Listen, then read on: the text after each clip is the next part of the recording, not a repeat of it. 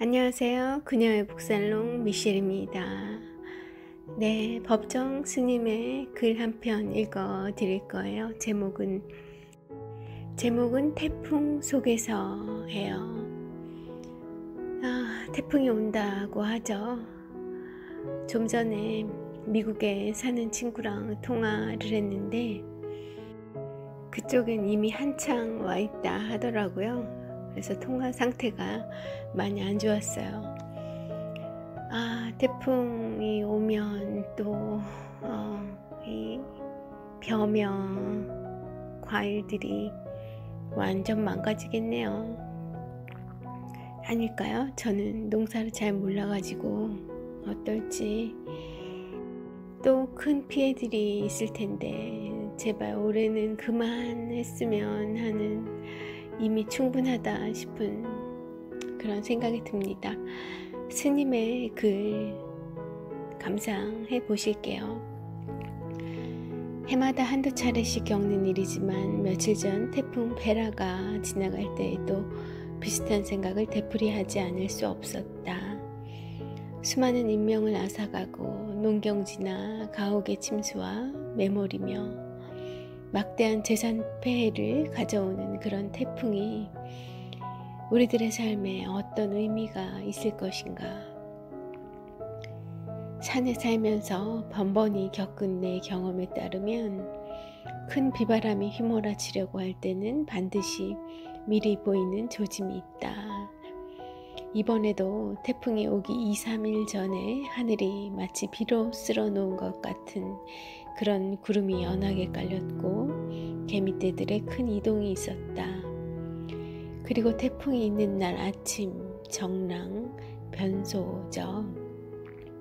정랑에 가니 전에 없이 박쥐가 낮게 매달려 있었다.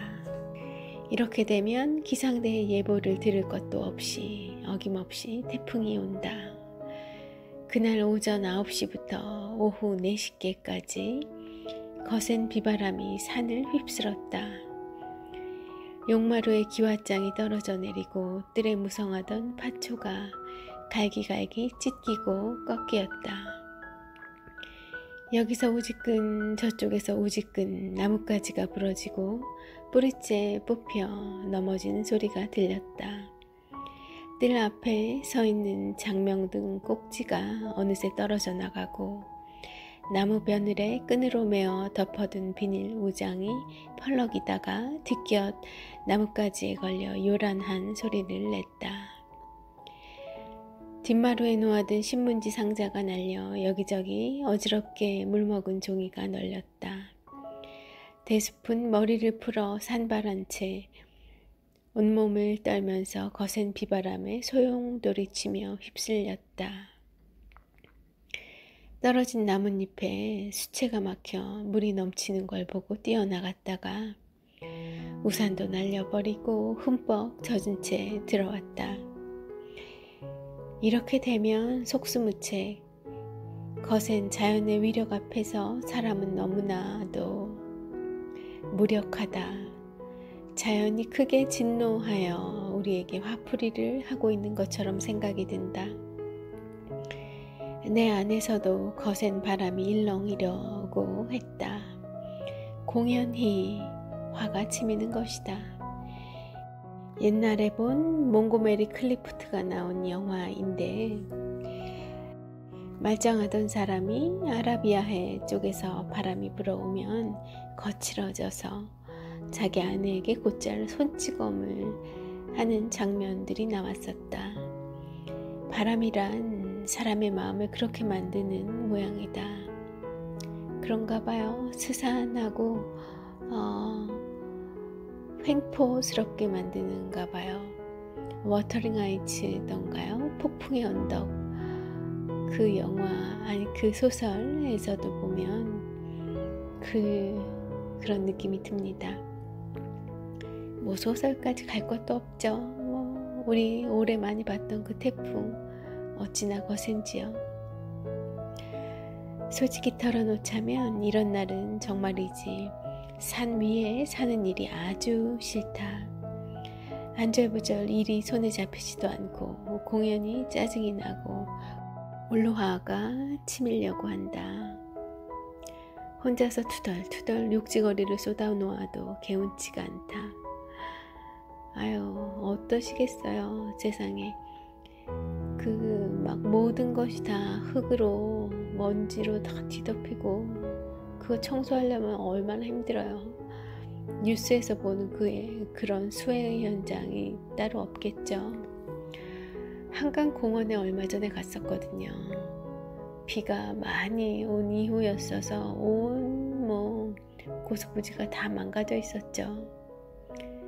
그걸 사람이 다 복구하기는 힘들 거예요. 또 비가 한 차례 오고 두 차례 오고 그러면서 좀 깨끗해지지 않을까. 그렇지 않으면 모를까. 그 넓은 공간에 어떻게 물 청소를 해서 깨끗이 하겠어요. 스님의 이런 마음이 이해가 충분히 갑니다. 다시 글로 돌아가 보죠. 이런 때는 생각을 크게 돌이켜야 한다. 내가 화를 내면 내 자신이 안팎으로 피해를 입게 된다.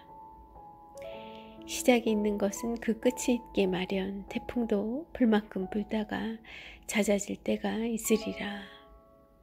그렇죠. 잘 생각하셨습니다, 스님.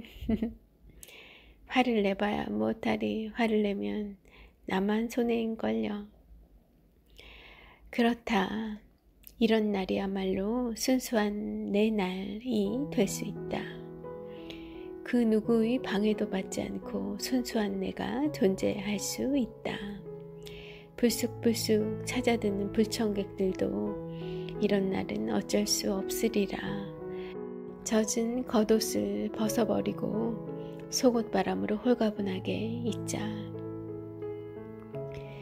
전기도 나갔다. 밖에서는 여전히 거센 비바람. 자, 뭘 하지? 그렇다. 소설이나 읽자. 이런 날은 소설이나 읽어야지. 엄숙한 일은 격에도 맞지 않고 어울리지도 않는다. 다락에 올라가 더듬더듬 손에 잡히는 책을 뽑아드니 니코스 카잔차키스의 히라빈 조르바였다. 마침 잘 되었다. 굵직굵직한 카잔차키스의 선을 나는 좋아한다. 예전에 읽은 책이지만 오늘 기연이다 싶어 다시 펼치기로 했다. 창가에 등의자를 놓고 비스듬히 누워서 읽자. 소설을 누가 뻣뻣이 앉아서 읽는단 말인가. 책장을 펼치자 거기에서도 비바람이 불고 있었다. 크레타 섬으로 가는 배를 타려고 항구에 나가 있을 때 북아프리카에서 남유럽 쪽으로 부는 세찬 비바람이 유리문을 닫았는데도 파도의 포마를 카페 안에 가득히 날리고 있었다. 이 풍경 기억하시죠? 조르바와의 첫 만남의 순간 그 장면입니다. 마치 그 배에 제가 타고 있는 것 같아요. 제가 그 조르바의 두목이 되어 있는 그런 심정입니다. 그 항구에서 산투리를 끼고 있는 조르바를 만나 이야기 끝에 나는 이렇게 술회한다. 산투리는 조르바가 아끼던 기타 비슷하게 생긴 악기입니다. 그렇다. 나는 그제야 알아들었다. 조르바는 내가 오랫동안 찾아다녔으나 만날 수 없었던 바로 그 사람이었다. 그는 살아있는 가슴과 커다랗고 푸짐한 언어를 쏟아내는 입과 위대한 야성의 영혼을 가진 사나이. 아직 모태인 대지에서 탯줄이 떨어지지 않은 사나이였다.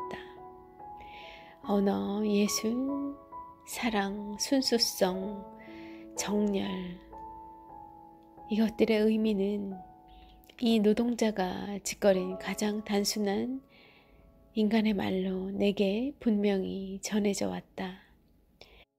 나는 곡괭이와 산투리를 함께 다룰 수 있는 그의 손을 보았다. 두 손은 못이 박히고 터지고 일그러진 데다 힘줄이 솟아 있었다. 조르바가 쓰는 단순하고 소탈한 말에 견줄 때 복잡하고 시끄럽고 달고 다른 현대 문명 속에서 사는 오늘 우리들의 미끈한 말이 얼마나 허황하게 울리는지 되돌아보게 한다. 연장과 악기를 함께 다룰 수 있는 손이야말로 진정한 인간의 손이 아닐까 싶다. 다시 조르바 속의 문장들인데요. 보시죠. 따사로운 가을날 낯익은 섬의 이름을 외며 바다를 헤쳐나가는 것은 사람의 마음을 쉬 천국에 데려다 놓을 수 있는 것이어서 나는 좋아한다. 그것만큼 쉽게 사람의 마음을 현실에서 꿈의 세계로 옮겨가게 하는 곳은 없으리라. 바다 가고 싶어요. 그죠? 바다가 우리를 부르는구나. 죽기 전에 이런 에게해를 여행할 행운을 누리는 사람에게 복이 있다고 했다. 지난 8월 중순 한 달 가까운 수련회를 끝내고 우리 임원들끼리 쌓인 피로를 씻기 위해 여수에 있는 친진의 집을 찾아갔었다. 점심을 먹고 나서 배를 하나 빌려 2시간 가까이 이 섬 저 섬을 끼고 돌면서 남해 섬들을 보셨군요. 오랜만에 바다를 가까이 했었다. 맑은 바다의 수평을 대하니 기복과 굴곡이 있는 산에서 다져진 마음이 부드럽게 아주 부드럽게 열렸다. 산은 산대로 바다는 바다대로 그 얼굴이 있다. 산에 갇히면 든든하긴 하지만 막히기 쉽고 바다에서 놀면 툭 트인 맛은 있지만 무료하거나 자칫 허황해지기 쉽다. 산과 바다가 알맞게 어울릴 때 의지와 감성의 조화를 이루지 않을까 하는 생각을 했었다. 그래요. 제가 스님의 생각에 저의 생각을 조금 보태면 산 하면 어떤 작가가 떠오를까요? 또 바다 하면 누가 떠오를까요? 제 경우엔 바다 하면 해밍웨이가 떠오릅니다. 노인과 바다도 그렇고요. 그가 살았던 그 쿠바에서의 그 카리브해 뭐 이런 것들이 연상이 되고 작품 속에도 많이 녹아져 있죠.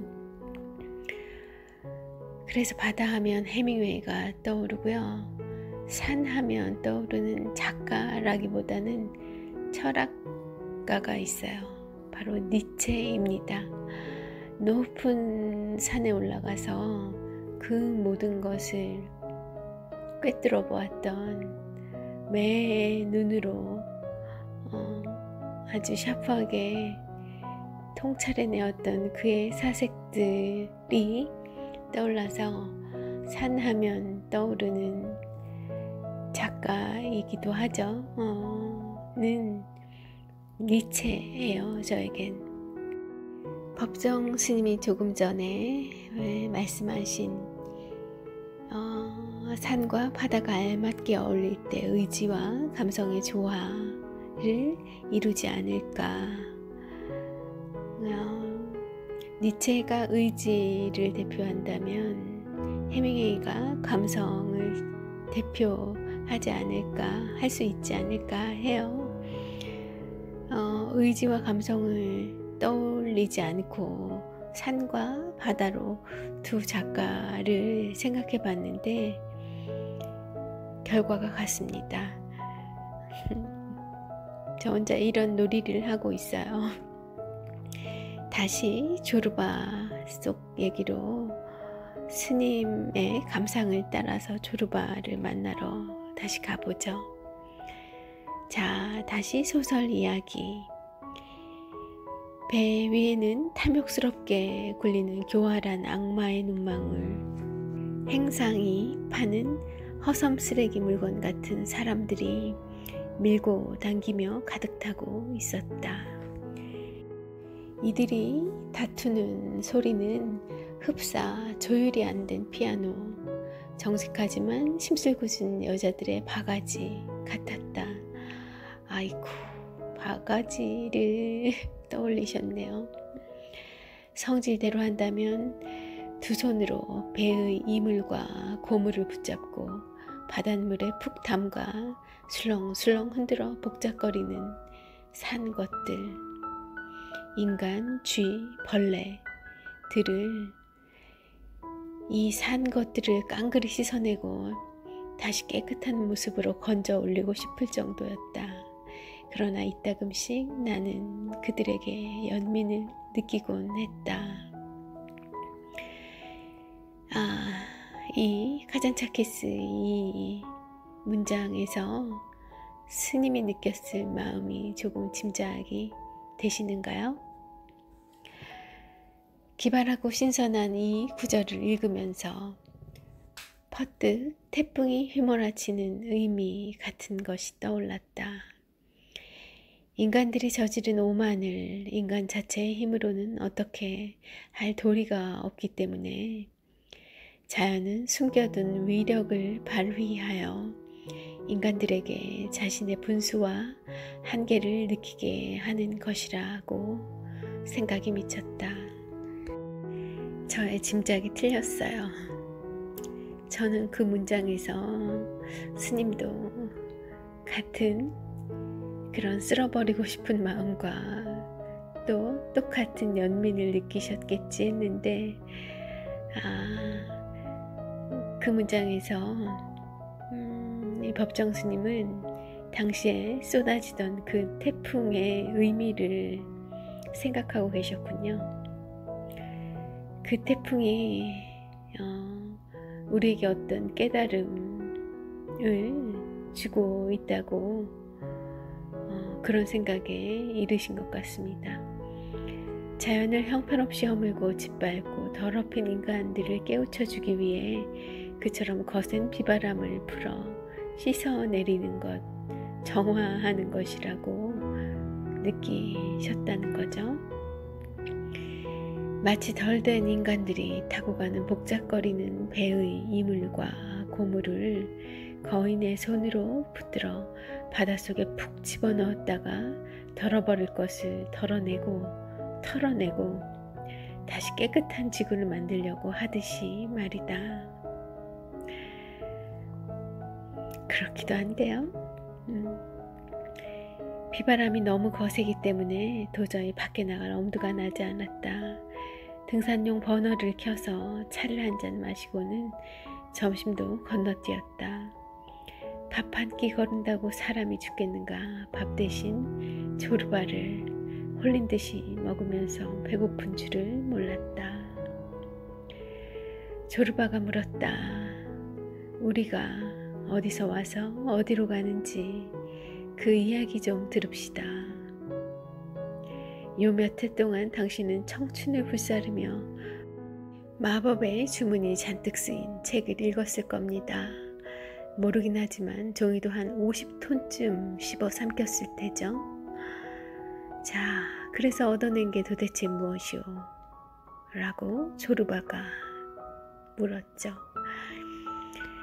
이것은 우리 모두에게 묻는 준엄한 물음이다.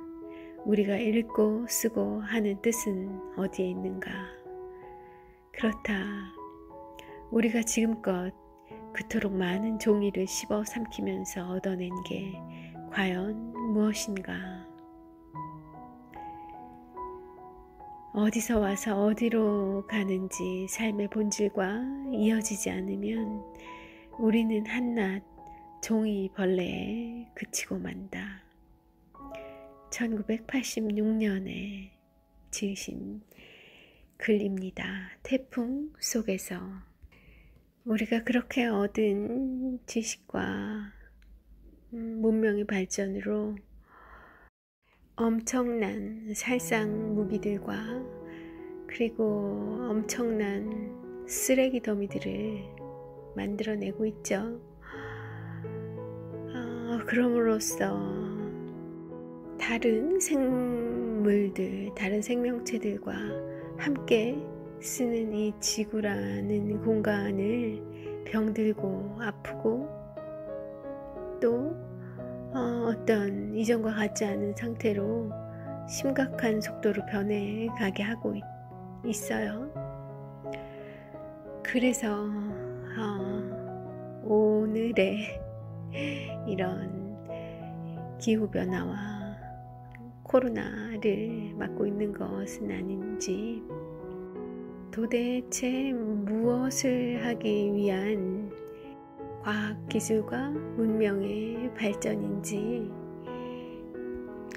다른 생명체들의 목숨을 터전을 빼앗고 나 혼자 잘 살기 위한 그런, 또 다른 생명체뿐만 아니라 다른 약한 어떤 사람들을 힘들게 하고 짓밟고 나의 어떤 부와 편리를 도모하는, 나만 잘 살면 된다는 그런 생각으로 우리가 공유하는 이 지구를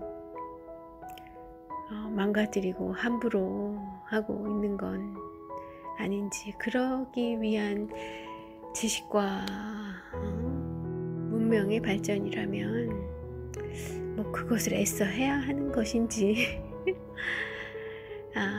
뭐 이런 생각 많이들 하시죠. 진작부터 많이들 하셨죠. 이것을 뭐 어떻게 멈추게 할 수 있는 방법 뭐 있겠습니까? 그러고 있구나 하는 걸 깨달아도 별로 개인이 크게 손 쓸 수 있는 것이 없습니다. 그저 아주 소소한 저항 운동을 하는 것, 그런 것들 뿐이죠. 그렇다고 그것을 안 하기에는 이 아는 것과 실천하는 것의 괴리가 너무 커서 남들이 웃더라도 그런 실천을 하긴 합니다만 역부족이죠. 턱도 없죠. 그래서 아마 이런 코로나와 자연재해가 오는 것일까요? 나 아직 죽지 않았다. 너희가 나의 위력을 잊었구나. 겸손하여라. 자연 앞에, 우주 앞에 겸손하여라 하는 것 같죠.